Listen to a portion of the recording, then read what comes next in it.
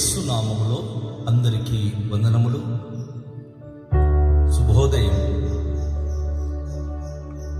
యేసయ్య మాట వినడానికి ఉదయ కాలంలో ప్రేమపూర్వకంగా నేను మిమ్మల్ని ఆహ్వానిస్తున్నాను. అనుదినము యేసయ్య మాట ధ్యానించుట ద్వారా మనకు ఎంతో ఆశీర్వాదం. ఉదయాన చల్లని మంచు చెట్టుకొంటి, ఉదయాన వర్షము పడినప్పుడు చెట్లు ఎలా అయితే పచ్చగా ఎదుగుతుందో, నా ప్రియ సహోదరి సహోదరుడా, ధ్యానము నేను మన దేవుని యొక్క మాటలు వినుట ద్వారా, ఆ చల్లని దేవుని యొక్క మాటలు మనం అంగీకరించడం ద్వారా మనకెంతో ఆశీర్వాదం. అది మన జీవితానికి ఎంతో క్షేమకరం, అభివృద్ధికరం. రండి, ఈరోజు యేసయ్య మనతో మాట్లాడిన ఒక మాటను మనము ధ్యానించుకుందాం. మత్తయి సువార్త 6వ అధ్యాయము 22 అలాగే 23 వచనాలలో, దేహమునకు దీపము కన్నే గనుక నీ కన్ను తేటగా ఉండిన యెడల నీ దేహమంతయు వెలుగుమయమై ఉండును. నీ కన్ను చెడినదైతే నీ దేహమంతయు చీకటిమయమై ఉండును. నీలో ఉన్న వెలుగు చీకటి ఉండిన యెడల ఆ చీకటి ఎంతో గొప్పది.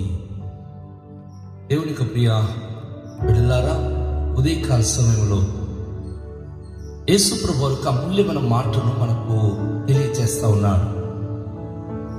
సాధారణంగా ఒక మనిషికి కనుక కళ్ళు కనబడకపోతే ఆ అవస్థ చాలా ఎక్కువ.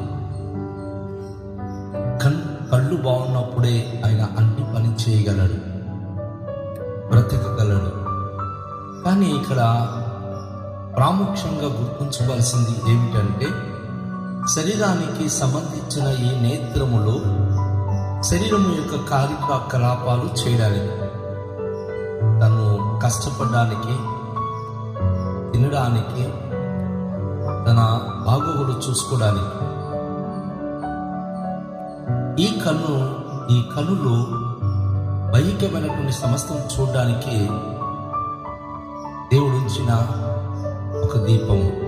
కానీ యేసు ప్రభువారు, నీ కన్ను గనుక చెడినదైతే నీ దేహమంతా చెడిపోను అంటున్నాడు. ఎందుకు ఆ మాట అనాల్సి వచ్చింది? ఇక్కడ ఈ కన్ను ఒకటి, మనోనేత్రములు అంటారు. యేసయ్య దాని గురించి చెప్తా ఉన్నాడు.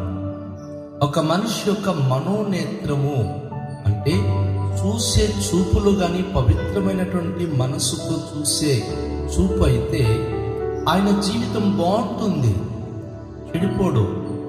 కానీ బయటికి చూసే చూపులో అంతరంగికమైన చూపు, అభిలాషతో, కోరికతో, పాపిష్టి ఆలోచనతో గనక చూసినట్లయితే చెడిపోతాడు. అనేక మంది ఈరోజు చూసే చూపును బట్టి అనేక మంది గమనిస్తూ ఉంటారు. ఏమలా చూస్తున్నావు? మామూలుగా చూడడం వేరే, గుండె నిండా అభిలాషముతో, కోరికతో చూసే చూపు వేరే. ఆ చూపు ద్వారా ఒక మనిషి చెడిపోవడానికి కారణమవుతుంది. యేసు ప్రభువారు అంటున్నారు, నీ కన్ను తేటగా ఉండాలి. ఎందుకంటే అది దీపము. నువ్వు బ్రతికి ఉన్నంత కాలము నువ్వు మంచివాడు, చెడ్డవాడు అని నీ జీవితానికి అనేక మందికి కనుపరిచేటటువంటి ఒక దీప స్తంభము లాంటి వాడివి. నువ్వు మంచి పని చేసి, మంచి మనస్సు కలిగి, మంచి మాట్లాడి, మంచిగా బ్రతికినట్లయితే నువ్వు అనేక మందికి ఒక దీపంలా నిలబడతావు. పలానా వాళ్ళ దగ్గరికి వెళితే వారు మంచి చేస్తారు, మంచి సలహా ఇస్తారు, మంచి పనులు చేపిస్తారని నిన్ను నమ్ముతారు, నిన్ను ప్రోత్సహిస్తారు. నువ్వు అనేక మందికి దీవెనకరంగా ఉండాలని కదా దేవుడు నిన్ను తయారు చేసింది. నీ మనోనేత్రములు గనుక చెడిపోతే, భ్రష్ట మనస్సు అయితే, అప్పుడు నువ్వు దేనికి పనికిరావు. ఒక వేదాంతి అయినటువంటి తత్వశాస్త్రవేత్త పౌలు భక్తుడు అంటాడు, ఈ అవిశ్వాసం అనేటటువంటిది, అపనమ్మకం అనేది ఎవరిలో ఉంటుందో, అపనమ్మకమైన వారి మనస్సునకు అపవాది వారి మనస్సు అంధకారమయము చేస్తుంది. అని వాళ్ళు చేసింది కరెక్ట్, వారు అనుకున్నది కరెక్ట్, వారు వెళుతున్న మార్గమే కరెక్ట్ అనిపించే స్థితికి తీసుకొస్తుంది. వారి మనోనేత్రములు గుడ్డితనమైన తర్వాత గుడ్డివాడు ఎటు వెళ్తున్నాడో వాడికి తెలియదు, ఏం చేస్తున్నాడో తెలియదు. గుడ్డివాడు ముందుకు వెళ్ళినప్పుడు ఏ గుంటలో పడతాడు, నష్టపోతాడు. కనుక యేసు ప్రభువారు అంటున్నారు, నీ దేహమునకు దీపము కన్నే, నీ కనులు తేటగా ఉండాలి. కను చూపు మంద్యమైతే ప్రజలు అవస్థ పడుతున్నారు, కానీ బ్రతుకు మంద్యమైపోతుందో ఆలోచించరు. మన కను దృష్టి, ఈ లోక సంబంధమైన కను దృష్టి దేవుడు అనేకమైన వైద్యులను, అనేకమైనటువంటి ఔషధాలను, చక్కటి ఈ యొక్క ఐ హాస్పిటల్స్ దయచేశాడు. ఆపరేషన్ చేసుకోగలము, ఆరోగ్యం కుదుర్చుకోగలము. కానీ మనసును ఆపరేషన్ చేయగలిగిన వారు ఎవరు లేరు, మనోనేత్రమును బాగు చేయగలిగిన వారు ఎవరు లేరు. ప్రభు అంటున్నాడు, ఒకవేళ నీ కను చెడినదైతే, గమనించండి, ఒక మనిషి కనుక తన మనోనేత్రములు చెడిపోతే మనిషి చెడిపోతాడండి. దానిని బాగు చేసే వ్యవస్థ లేదు. అయితే ఆ వ్యవస్థయే యేసు ప్రభువారు. యేసు ప్రభు దగ్గరికి వచ్చినప్పుడు యేసు ప్రభువారు చెడిపోయిన జీవితాలను బాగు చేయగలరు. యేసు ప్రభు దగ్గరికి వచ్చినప్పుడు దురాలవాట్లకు బానిసమైపోయినటువంటి వ్యక్తులను విడిపించగలరు. యేసు ప్రభు దగ్గరికి వచ్చినప్పుడు ఈ లోకులు ఓడిపోయి నలిగిపోయి మరణమే శరణం అనుకుంటూ తమ జీవితం గడుపుతున్న వారికి యేసయ్య సంరక్షించి వారి జీవితాలు సరిగ్గా సక్రంగా నడిపించగలడు. సొలొమోను అనే భక్తుడు తన గ్రంథంలో రాస్తూ, నీ కన్నులు ఇటు అటు చూడక సూటిగా నీ ముందర చూడవలెను అంటాడు. ఎందుకు ఆ పదం వాడాడు అంటే, ఇటు అటు చిక్కులు పెట్టి పాపములు ఉన్నాయి. మన కను దృష్టి ఇటు అటు చూసినప్పుడు ఎక్కడ ఏ మాయలో పడతామో మనకు తెలియదు, ఏ మోసంలో పడతామో తెలియదు. అందుకే అపోస్తలుడైన పౌలు మహాభక్తుడు అంటున్నాడు, విశ్వాసమునకు కర్తయు దాన్ని కొనసాగించువాడైన యేసు వైపే చూడాలి. కారణం ఏమిటి అంటే, యేసు వైపు చూచిన వారు విశ్వాసం కలిగి ఉండాలి, యేసు ప్రభు మీద నమ్మకం కలిగి ఉండాలి.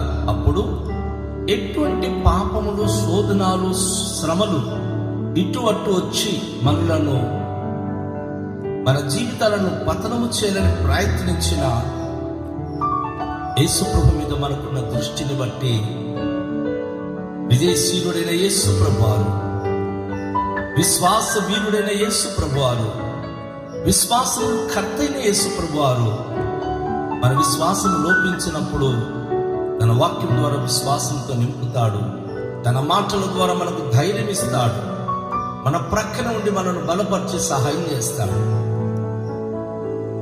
అందుకే మన మనోనేత్రములు మంచిగా ఉందా లేదా ఆలోచించాలి.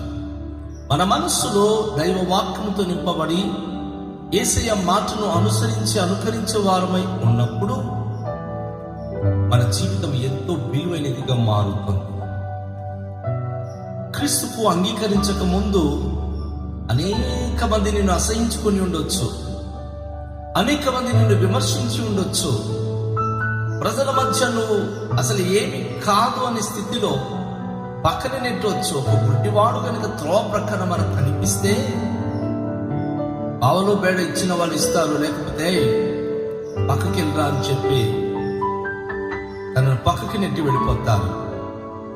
నీ మనోనేత్రములు గుడ్డితనంగా ఉన్నప్పుడు నీ జీవితం కూడా అంతే. నా ప్రియ సహోదరి సహోదరుడా, నీ మనోనేత్రం కనుక తేటగా దేవుని చూస్తున్నట్లయితే దైవికమైన భయము, భక్తి, విశ్వాసంలో కనుక జీవించగలిగినట్లయితే నీ చూపులో ఉన్న ఆ దైవికత్వం, నీ చూపులో ఉన్న పరిశుద్ధత, నీ చూపులో ఉన్నటువంటి ఆ స్వచ్ఛదనము నీ జీవితానికి ఒక ఔన్నత్యమైన స్థితిలోనికి, ఒక పవిత్రమైన స్థితిలోనికి నడిపించగలదు. ఒకసారి నిన్ను నువ్వు పరీక్షించుకో. నీ దేహమునకు దీపము కన్ను, నీ జీవితానికి దీపము నీ మనోనేత్రము, నీ మనస్సు పవిత్రంగా ఉంచుకో. ఆ మనస్సు దైవాన్ని చూచినట్లుగా నువ్వు సిద్ధపరచుకో. నువ్వు చూచినప్పుడు కొన్నిసార్లు మోహపు చూపు, దురాశ చూపు. అనేక మందిని చూసినప్పుడు వారు అది కలిగి ఉన్నారు, నాకు అది కావాలని కోరికలతో సంబంధించిన చూపు. వీటి ద్వారా నీకు దుఃఖము ప్రాప్తిస్తుంది, వేదన ప్రాప్తిస్తుంది. అనేక మార్లు గృహంలో అశాంతికి కారణమవుతుంది. ఏదో బయట చూస్తారు, అదే ఇంట్లో కావాలనుకుని చాలా మంది ఫుడిస్గా ఇంట్లో అశాంతి క్రియేటింగ్ చేస్తారు. యేసయ్య వాటిని ఖండిస్తూ నీ మనోనేత్రములు పవిత్రంగా ఉంచాలి, అది తేటుగా ఉంచాలి. నిష్కళంకమైన కనుదృష్టి దైవ వాక్యము ధ్యానించడం ద్వారా నీకు లభిస్తుంది. నిష్కళంకమైనటువంటి ఆ జీవితము దేవునిపైన నువ్వు ఆధారపడటం ద్వారా నీకు లభిస్తుంది. నువ్వు భయపడని అవసరము లేదు, నువ్వు బాధపడని అవసరము లేదు. దైవ వాక్కు నీ కొరకు దేవుడిని మనోనేత్రమును తెరిచివాడై ఉన్నాడు. అనేక మంది తమ వ్యాపారాల్లో మునిగి, అనేక మంది తమ కష్టార్జితాల్లో కష్టపడుతూ, తమ ఉద్యోగంలో ఉంటూ ఎంతగానో బిజీ అయిపోతూ ఉంటారు. అందులో అనేక సార్లు సులువుగా మీరు సంపాదించేటటువంటి తన మోహం కూడా అపవాది సాతాను తెచ్చి పెడతాడు. జాగ్రత్త పడండి. దేవుని వైపు చూచిన బిడ్డలు దైవికంగా జీవించినప్పుడు ఏ ప్రాబ్లం మీకు ఉండదు. కానీ మీ కను దృష్టి ఇటు అటు చేసి ఏదైనా మీకు కాని దాన్ని ఆశించారా, దాని ద్వారా మీకు సమస్యలు పెరుగుతాయి. విధికి విరుద్ధంగా చేసిన ఏ పని అయినా అది మీకు అపాయానికి కారణమైపోతుంది. దేవుని యొక్క వాక్యం మనకు తెలియజేస్తా ఉంది. వాటిని మనము దూరంగా ఉండాలి, ఆలోచించాలి. అది మనం చేయకూడదు, అలా ఉండకూడదు అని ప్రభు బోధించాడు. మన కను దృష్టి ఇటు పోతున్నప్పుడు మనకు అది కళంకం చేయడానికే ఇటు ఉన్న అపవాది పాపపు యొక్క స్థితి హృదయంలో ప్రవేశించడానికి ప్రయత్నిస్తుంది. కనుక విశ్వాసం కర్తని యేసు వైపు చూడడం మొదలు పెడదాం. ఆయన బోధ వైపు చూద్దాం. మన కను దృష్టి చక్కగా ఉండినట్లుగా, తేటగా ఉన్నట్లుగా దేవుని వాక్యము మనం స్వీకరిద్దాం.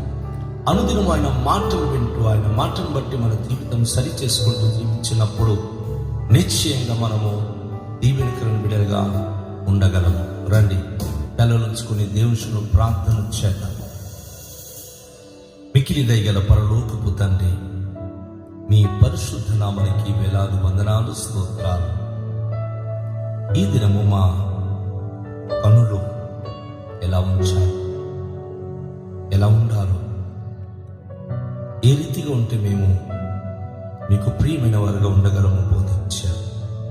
లోక సంబంధమైన ఈ కళ్ళుతో లోక సంబంధమైన దృశ్యాలు చూసినప్పుడు ఆకర్షించబడతాము. కానీ మనసులో ఉన్న కళ్ళుతో, మనోనేత్రములతో మిమ్మల్ని చూచే భాగ్యవంతులమైతే స్థిరంగా ఉండగలుగుతాం, మీకు మహిమకరంగా జీవించగలుగుతాం. అటు భాగ్యం మాకు దయచేయండి, అటు కృప మాకు దయచేయండి. ఉదయకాశంలో ప్రతి ప్రియ కుటుంబాలకు, ప్రతి ప్రియ బిడ్డలకు వింటున్న ప్రతి మాటలు వారి జీవితాలకు దీవెనకరంగా ఉంచండి, ఆశీర్వాదకరంగా ఉంచండి. ప్రతి జీవితంలో అద్భుత కార్యములు, అద్భుత ఆశీర్వాదములు అనుగ్రహించండి.